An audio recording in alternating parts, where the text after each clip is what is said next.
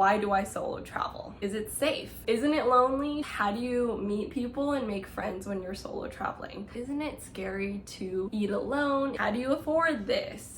Hi friends, and welcome back to my channel. If you're new here, my name is Angela, and this past summer I traveled to 18 different countries. It's been a little while since I have been traveling the world and I miss it a lot, but I do have a few vlogs coming up soon where I did get to do a little bit of traveling around North America, so stay tuned for those. This year was my first time officially traveling solo. I was in Barcelona, Paris, Brussels, Budapest, Bratislava, Vienna, Prague, and Milan on my own. So if you want to check out some of those vlogs, you can check them out right over here. Now that I have a little bit of solo travel experience under my belt, I wanted to make a video telling you the truth about what it's like solo traveling as a 22-year-old, because I've just gotten so many questions, not only from people I know, but also from a lot of you on the internet asking me about my experiences solo traveling. So in this video, I'm going to try to answer all of the most common questions that I've gotten about solo travel all in one video. If I am looking down a little bit, it's because I have my laptop here with some notes that I typed up. Anyways, the first question that I wanted to answer, and probably the one I get the most often, is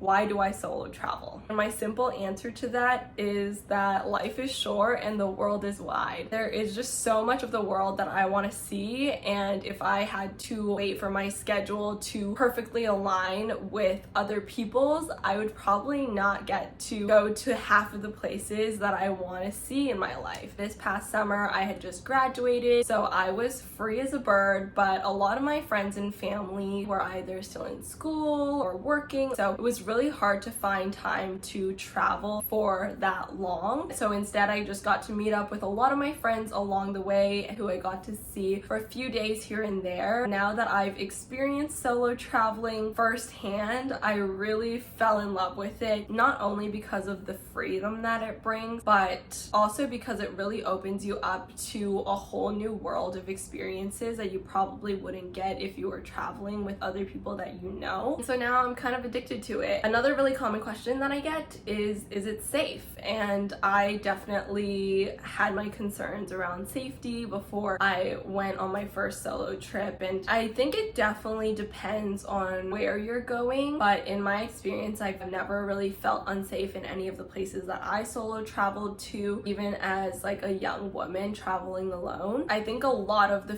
fear and the worry honestly comes from inexperience. Once you start doing it, you do realize that the world really isn't as scary as it can seem if you watch a lot of the news and see all of these crazy things happening. Granted, I've only been to these really big touristy cities as a solo traveler. I haven't really gone anywhere more remote. Honestly though, I think it really does come down to being aware of your surroundings and making smart decisions. For example, I don't go out by myself after dark. I avoid drinking too much alcohol. I also try not to wear headphones when I'm walking around, and I tend to dress a little bit more modestly so that I avoid any unwanted attention, which is just something that unfortunately as women we still have to think about and deal with in this world. There are things as a young woman that I do when I am solo traveling to try to keep myself as safe as possible, but in my experience so far of all of the places that I solo traveled to this summer, I haven't really felt very unsafe in these cities. Another concern that I hear all the time is, isn't it lonely? Doesn't it get lonely? And a lot of the videos that I watched in preparation for my first solo trip told me that, oh, you never get lonely, or you always have people to hang out with, and there are so many people that you can interact with. And while yes, you do meet a lot of people when you solo travel, this doesn't always mean that you're going to be surrounded by people and never feel lonely. It's not uncommon to feel lonely when you solo travel. Sometimes you don't make friends in certain places, or it's harder to make friends in certain places, or the friends that you do meet have their own plans, and so a lot of the time you do end up being alone. That's a lot of what solo travel is, but I also don't think that being alone has to mean that you feel lonely. I don't think that they are always the same. I've explored a lot of cities by myself myself completely on my own, and I've really learned to love those moments that I get to just enjoy my own company and reflect and be with my own thoughts. It really does teach you a lot of amazing skills of problem solving and being able to be decisive and make decisions quickly on your own. And it gives you a lot of self-confidence knowing that you can take care of yourself in a foreign country and somewhere that you're completely unfamiliar with. It's very empowering, especially as a young woman, to be able to know that you can completely take care of yourself. But getting back to the question, yes, it can get lonely. I experienced that when I was in Vienna. Actually, I didn't really meet any new friends. I met some people at the hostel, but nobody that I really clicked with, and so I ended up exploring the city essentially like completely on my own. And it did get lonely sometimes, but the rewards that you get from solo travel, in my opinion, completely outweigh that temporary feeling of loneliness that you will encounter. That brings me to the next question that I get asked all the time, which is, how do you meet people and make friends when you're solo traveling? And the truth is, there are a lot of people who are solo traveling. It may not always seem like it because I don't think solo travel is shown that often, but I, especially in Europe, found that there were so many people solo traveling. I met other friends on my travels who were from all over the world. I met people from Lithuania, from Turkey, from Chile, from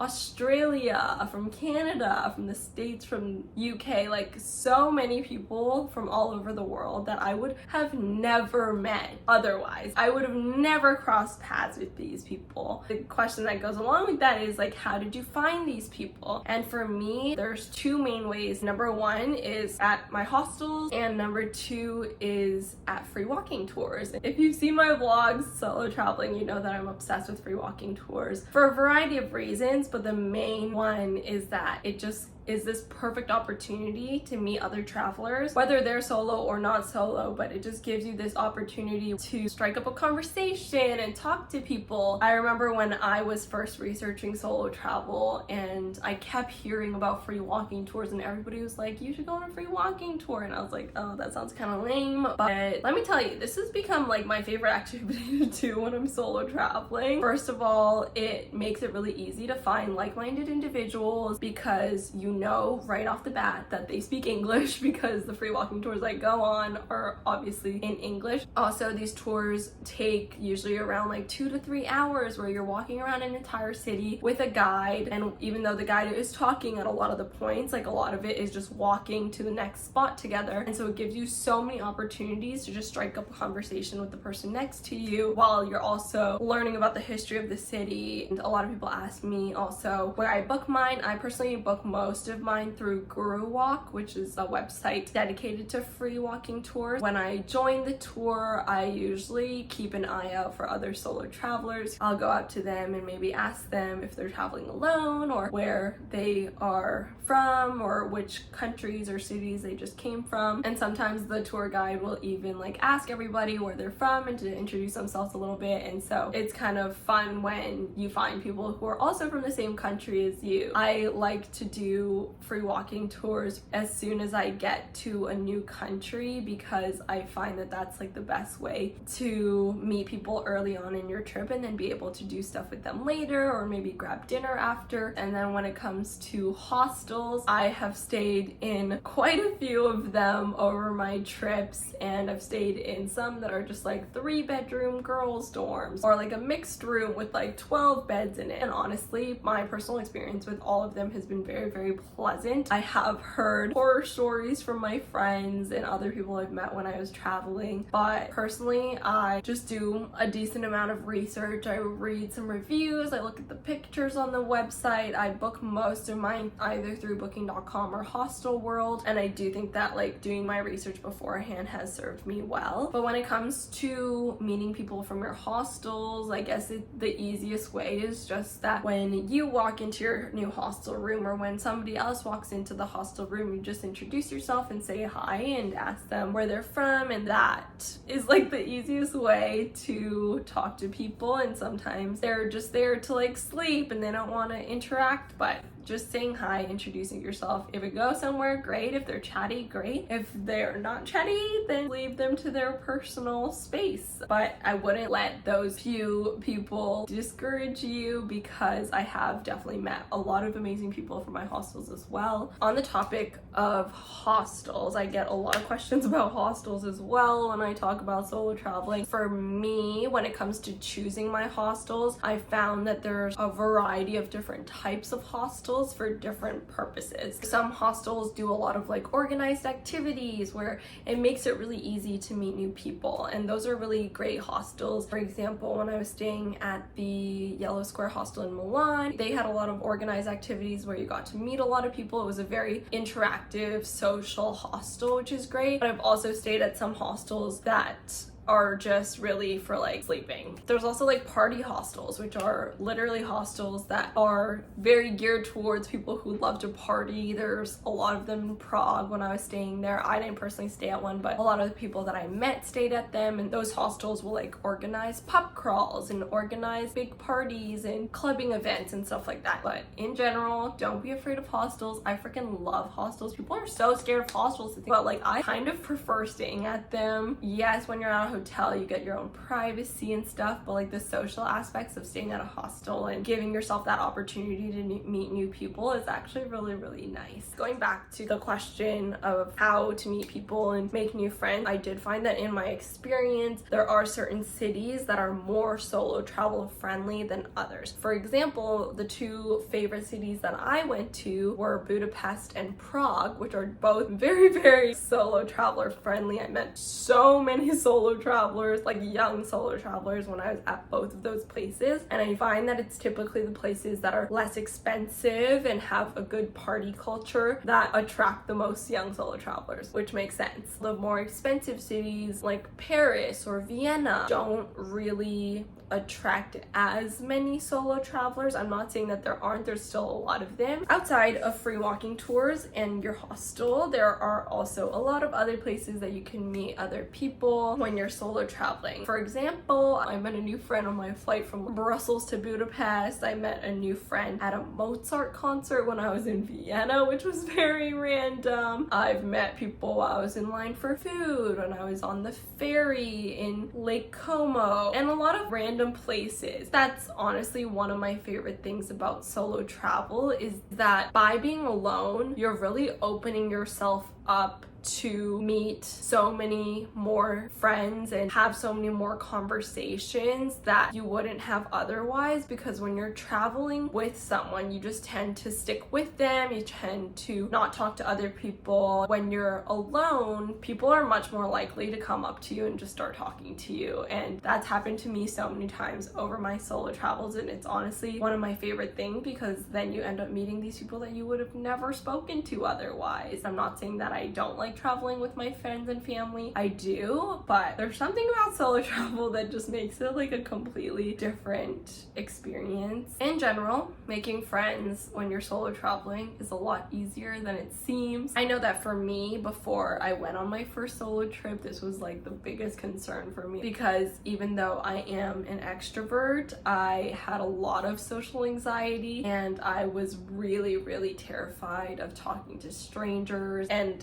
I really didn't know if I was gonna meet anybody when I was traveling solo. But now that I look back on my trip, I realized that by pushing myself outside of my comfort zone, I have grown so much personally, and my social anxiety has reduced a lot, which is crazy for me because it's been something that I've struggled with my entire life, honestly. And until I started solo traveling and pushing myself outside of my comfort zone, I didn't think that it was possible that I would be able to overcome my social anxiety. And so that has been like a huge accomplishment for me, and something that I'm really, really grateful to solo travel for. Until you experience it yourself, you don't realize how crazy fast. People can go from like strangers to some of your closest friends. I've just met so many incredible people from all across the globe, and being able to hear their stories and to really be changed by them is the main reason why I travel. Moving on to another concern that I hear all the time is, isn't it scary to eat alone? And while dining alone is definitely not my favorite part of solo travel, it's really not as scary as it seems. As with most parts of solo travel, the fear is usually much worse than the actual experience. And I think that if you really are truly like terrified of dining alone and really that uncomfortable with it, you can definitely find ways of avoiding it. You can get takeout, you can go to cafeteria style restaurants. You don't have to go and sit at a restaurant, but personally for me, because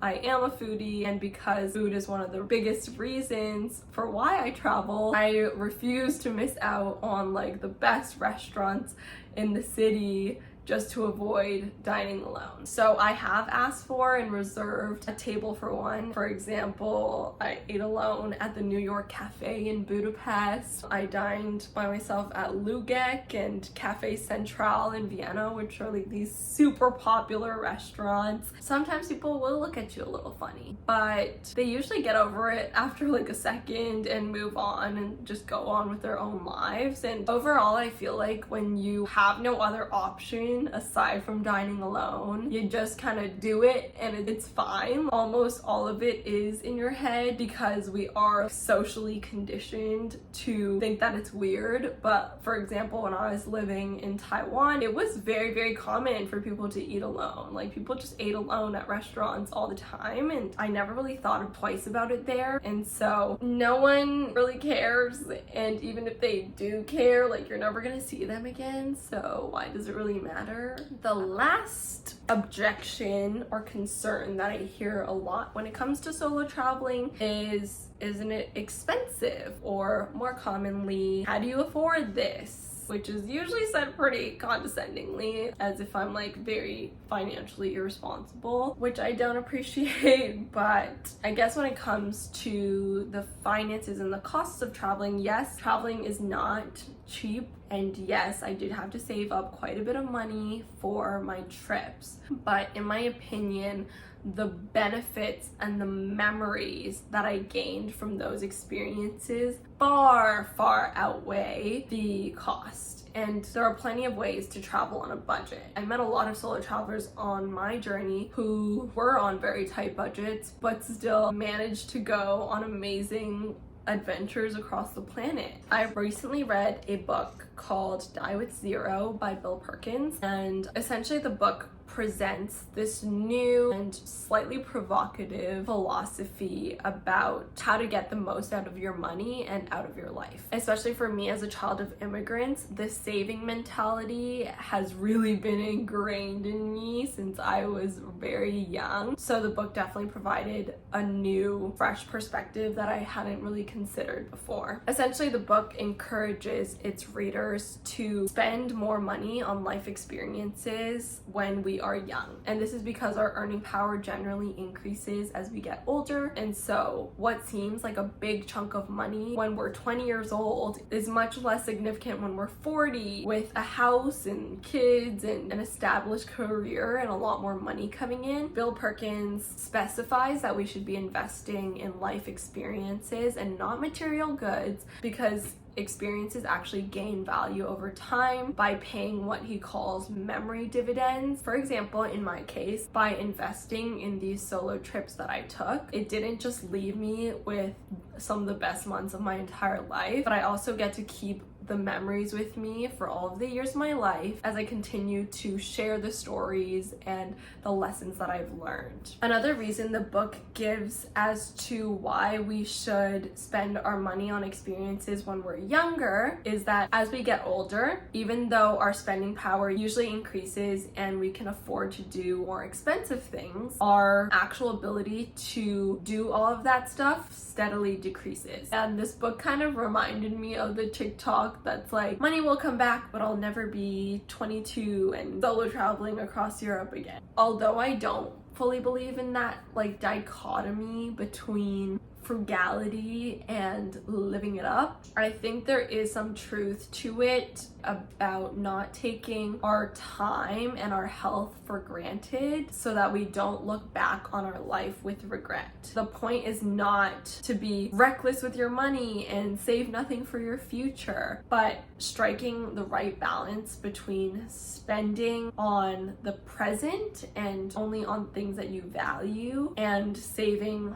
money for your future. For example, I just started my new job a few months ago and I'm so glad to be earning money, but I also know that my summer, where I had 4 months of freedom, is probably the longest break that I will have for a while. So I knew that I really needed to take advantage of that time to experience as much of the world as I could. I knew that I didn't want to let that time go to waste, which is why I just couldn't be sitting around and waiting for my friends and family to have time off. But instead, I just went alone, and it turned out to be one of the most amazing and transformative experiences of my whole life. I wouldn't trade it for the world. So in short, yes, travel can be pretty expensive, but the cost is far outweighed by the rewards that you're gonna get from it. And so I personally encourage everybody out there to solo travel while you're young or even at any age. I hope that I answered most of the common questions that I've been hearing from my friends and family,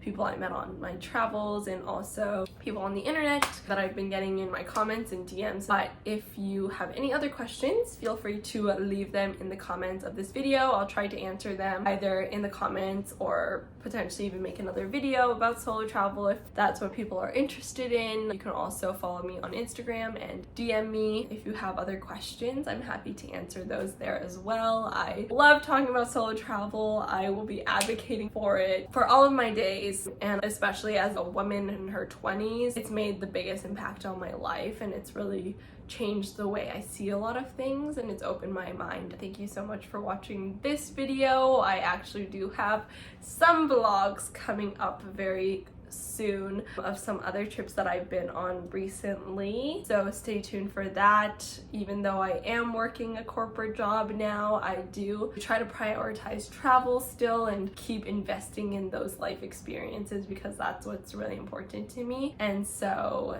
the vlogs will not be stopping. They are coming out a little bit more slowly these days because I am busy with work and don't have that much time to edit, but they will still be coming out. So even though I'm finished with my big solo travel trips of my summer, I still have like little trips here and there that I'm really excited to share with all of you. So if you're not subscribed, make sure to subscribe, and if you like this video, make sure to give it a like, and I will see you in my upcoming videos. Thank you so much for watching. Bye.